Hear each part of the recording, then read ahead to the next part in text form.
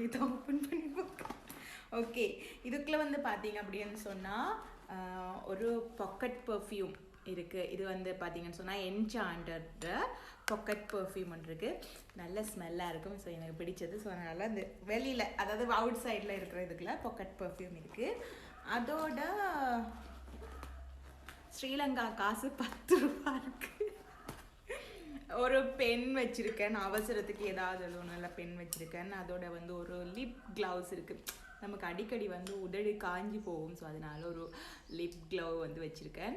So இவ்வளோ வந்து இந்த முன் பாக்கெட்டில் வந்து இருக்குது. ஓகேவா?